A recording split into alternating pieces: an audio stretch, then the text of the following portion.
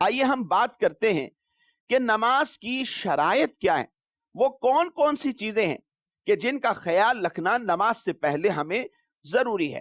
صحت نماز کی شرائط علماء کرام نے 6 بیان فرمائی۔ فرمایا ان میں سب سے پہلی طہارت ہے، پھر ستر عورت ہے، استقبال قبلہ ہے، وقت کی پابندی اور نیت ہے، اور پھر تکبیر تحریمہ۔ تکبیر تحریمہ کو نماز کی شرائط میں بھی شامل رکھا گیا، اور نماز کے ارکان، نماز کے فرائض میں بھی اس کو شامل کیا گیا ہے۔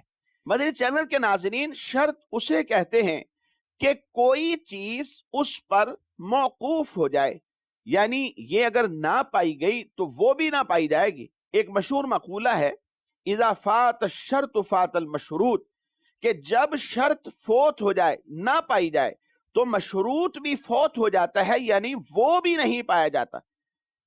یعنی اگر شرائط نماز کا خیال نہ رکھا جائے اور نماز میں شرائط ادا نہ کی جائیں، تو پھر اس کا مطلب یہ ہوا کہ جو ان شرائط پر پورا نہیں اترا تو اس کی نماز بھی جو اس نے بعد میں ادا کی ہے، اس کی نماز بھی ادا نہ ہوگی۔ آئیے شرائط نماز کی کچھ ڈیٹیل میں آپ کو عرض کرتا ہوں، سماعت فرمائیے۔ ان 6 شرائط میں سب سے جو پہلی شرط ہے وہ ہے طہارت۔ طہارت من پاکیزگی، پاکی یعنی اپنے بدن کو، اپنے کپڑوں کو، اور جہاں نماز پڑھ رہے ہیں اس جگہ کو پاک و صاف کرنا، اس میں کوئی نجاست نہ ہو، کیونکہ اس کے بغیر نماز کی ادائیگی کے جو شرعی تقاضے ہیں وہ پورے نہیں کیے جا سکتے۔ تو طہارت سے یہ مراد ہوا کہ نجاست یعنی گندگی اور ناپاکی سے اپنے آپ کو پاک کر لینا، خواہ وہ ناپاکی ظاہری ہو خواہ وہ باطنی ہو۔ شریعت کی اصطلاح میں طہارت ایک خاص صفت سے عبارت ہے جس کا حکم صاحب شریعت نے اس لیے دیا کہ جسم پاک ہو جائے اور نماز درست طریقے سے بندے کی ادا ہو جائے۔ طہارت کی اقسام کتنی ہیں؟ علماء فرماتے ہیں کہ طہارت 2 قسم کی ہے، صغرا اور کبرا۔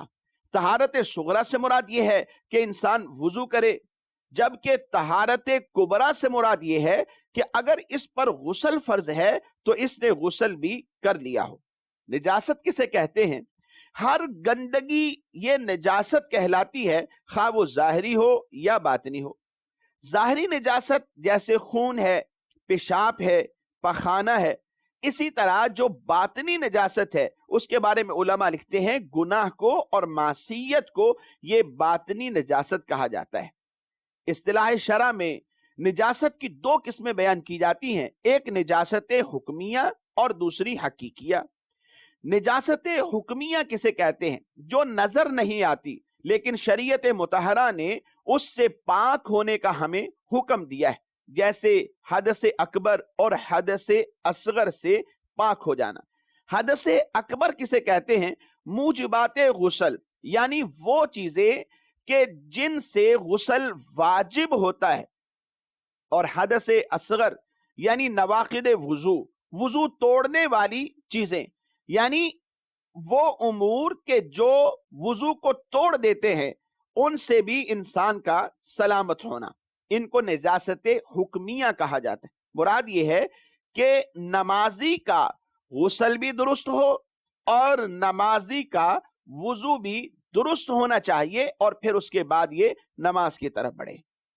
یہ شریعت کی روح سے ایک عارضی کیفیت ہے جو تمام بدن پر یا اس کے اعضاء پر وارد ہوتی ہے، اور طہارت کے ساتھ یہ دور ہو جاتی ہے۔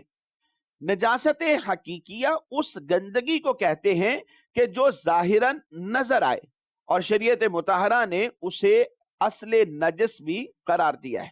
انسان اپنے کپڑوں، بدن، کھانے پینے کی چیزوں کو ان تمام نجاستوں سے بچانے کی کوشش کرتا ہے، جیسے پیشاب ہے، خون ہے، پاخانہ ہے، یہ سب نجاستیں ہیں، اور اگر کسی چیز پر لگ جائیں تو اسے دور کر کے اس چیز کو پاک کرنے کا حکم دیا جاتا ہے۔ نجاست خفیفہ اور نجاست غلیظہ، یہ 2 چیزیں بھی عام طور پر اصطلاح میں یوز ہوتی ہیں، اس لیے ان کو بھی یاد کر لیجئے۔ نجاست غلیظہ اسے کہتے ہیں جس کے ناپاک ہونے کی صراحت قرآن اور حدیث میں موجود ہو، کوئی نص اس کے ناپاک ہونے کے خلاف موجود نہ ہو، یعنی اس میں کسی بھی قسم کا شبہ نہ ہو، تمام دلائل سے اس کا ناپاک ہونا ہی ثابت ہو۔ اور ایسی نجاست سخت ہوتی ہے، عام طور پر آدمی کا فضلہ، پخانہ، پیشاب، جانوروں کا گوبر اور حرام جانوروں کا پیشاب، انسان اور جانوروں کا بہتا ہوا جو خون ہے، اسی طرح شراب، مرغی اور بطخ، اس کی بیٹ، یہ سب نجاست غلیظہ ہیں۔ نجاست غلیظہ کا حکم کیا ہوتا ہے؟ کپڑے یا بدن میں مقدار درہم کے برابر ہو تو دھونا واجب ہے، اور مقدار درہم سے کم لگ جائے تو معاف ہے، نماز اس سے ہو جائے گی۔ لیکن اگر مقدار درہم سے زائد لگی ہو تو معاف نہیں ہوگی، بلکہ دھونا فرض ہوگا۔ یعنی اس کی 3 حیثیتیں ہیں۔ اگر کسی کے بدن پر، کپڑوں پر نجاست غلیظہ لگی ہوئی ہو، تو اگر یہ 1 درہم کی مقدار ہے تو نماز اگرچہ ہو جائے گی، لیکن اس نماز کا اعادہ واجب ہو جائے گا۔ اور اگر 1 درہم سے زیادہ ہے تو ایسی صورت کے اندر نماز بالکل سرے سے ہوگی ہی نہیں، اسے پڑھنا لازم ہے، یعنی بندے کے سر پر یہ بوجھ رہے گا گویا اس نے وہ نماز ادا ہی نہیں کی۔ اور اگر یہ 1 درہم کی مقدار سے کم ہے تو فرمایا ایسی صورت میں نماز تو ہو جائے گی، لیکن خلاف سنت ہے، اسے چاہیے تھا کہ سنت پر عمل کرتے ہوئے پہلے اسے پاک کرتا، پھر اس کے بعد نماز ادا کرتا۔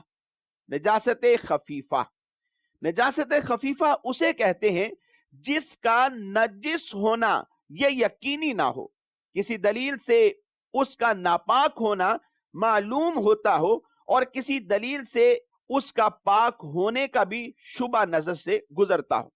چند ایک چیزیں ہیں، وہ میں آپ کے گوش گزار کرتا ہوں، اسے یاد رکھ لیجئے۔ حلال جانوروں مثلاً گھوڑا، گائے، بکری وغیرہ کا جو پیشاب ہے یہ نجاست خفیفہ ہوتے ہیں۔ حرام پرندے جو اڑتے ہیں ان کی بیٹ بھی نجس ہوتی ہے۔ نجاست خفیفہ کا حکم کیا ہے؟ اگر نجاست خفیفہ کپڑے یا بدن پر لگ جائے تو جس بھی حصے پر لگی ہے اگر اس کے چوتھائی سے کم ہے تو بغیر دھوئے نماز ہو جائے گی، لیکن سنت یہ ہے کہ دھو کر پھر اس کے بعد نماز ادا کی جائے۔ اور اگر پورا چوتھائی ہو یا چوتھائی سے زیادہ ہے تو معاف نہیں بلکہ دھونا لازم ہے۔ مدنی چینل کے ناظرین، ہمارا اس سلسلے کا وقت جو ہے وہ اختتام کی طرف چلتا چلا جا رہا ہے۔ آئیے ریکارڈڈ کال آج کے سلسلے میں شامل کرتے ہیں۔ مفتی صاحب سے میرا یہ سوال ہے کہ چشمہ لگا کر نماز پڑھنا کیسا ہے، اور جب سجدہ کرتے ہیں تو کیا اس طرح سجدہ ہو جائے گا؟ براہ کرم اس کا جواب ارشاد فرما دیں۔ چشمے کا فریم اگرچہ پلاسٹک کا ہو یا کسی دھات کا ہو، اسے پہننا اور پہن کر نماز پڑھنا جائز ہے، بشرطے کہ سجدہ کرنے میں ناک کی ہڈی زمین پر جمتی ہو، کیونکہ سجدے میں ناک کی ہڈی زمین پر جو جمنا ہے یہ واجب ہے، اور اس کا ترک مکروہ تحریم ہے۔ اگر کسی نے چشمہ لگا کر سجدہ کیا اور کیفیت ایسی ہے کہ ناک کی ہڈی زمین پر نہیں لگ رہی بلکہ نوک زمین پر لگ رہی ہے، تو ایسی صورت میں ترک واجب اور نماز مکروہ تحریمی ہوگی۔ تو لہٰذا اس میں غور کر لیا جائے کہ جب نماز پڑھیں، فریم لگا ہوا ہے تو ناک کی ہڈی زمین پر لگنی چاہیے، جمنی چاہیے، اور اگر ایسا نہ ہوتا ہو تو نماز پڑھنے سے پہلے چشمے کو اتار لیجئے، پھر اس کے بعد نماز پڑھیں، اسی میں احتیاط ہے۔ مدنی چینل کے ناظرین، ہمارے سلسلے کا وقت اختتام کو پہنچا۔ آئندہ تک کے لیے اجازت دیجیے۔ جو سنا ہے، جو سیکھا ہے، جو سکھایا ہے، اللہ تبارک و تعالی ہم سب کو اس پر عمل کی توفیق عطا فرمائے۔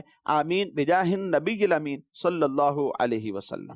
ہر عبادت سے برتر عبادت نماز، ساری دولت سے بڑھ کر ہے دولت نماز، ہر عبادت سے برتر عبادت